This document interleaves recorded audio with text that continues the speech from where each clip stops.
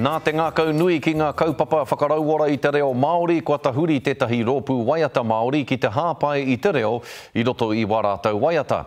Hei tā te pūrongoa Crystal Lee Brown, kei te whakamātautau te rōpū nei i etahi tikanga hou, i etahi āhuatanga hou, mei kore e puta he hua nui ki te whakarauoratanga mai o tō tātou reo.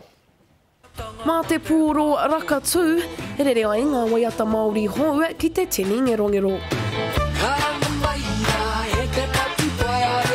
Tūtaki mai kia kiko. O Patupaerehe te waiata tuatahi i hopu mātou, hei rōpū.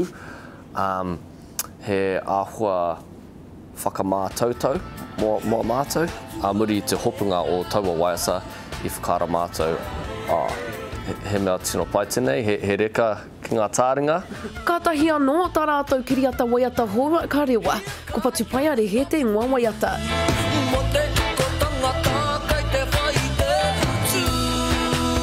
Hei tā, te kai waiata matua, he rereke e te tangi o enei korokoro tūi, ka hore anō pēr kia rangona.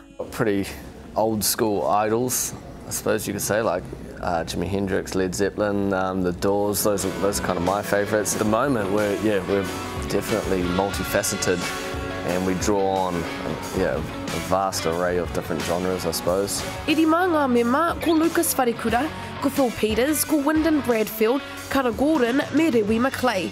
Ko Maclay te kaituhi i ngā kupu me te ringa toi o te pēne. I'm trying to set up a thing where I release artworks with every track that we release as a band, and then trying to sell like limited edition print runs and whatnot, and then I might have an exhibition next year called Kiko that incorporate all the songs we've written and reflect the songs, and the songs reflect the art. Kei raroa Kiko i ngā parirau o Wātea Music, kua toru tau a rātau e waiata tahiana. Hei tā Maclay he ara hou anō tēnei e whaia nei e rātau ki te whakatairanga i te ahurea Māori.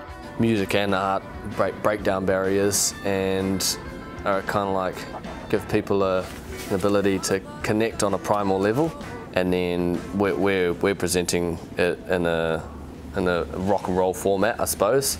So if people like rock, then the fact that it's got te reo associated with it, that would have positive associations. Hei te rua te kaumā toru o Noema, te rea i tā rātou ko pai waiata tuatahi ara ko Ranginui Blues te ingoa, ki te Galatos ki Tāmaki Makaurau. Crystal Lee Brown, Te Karere.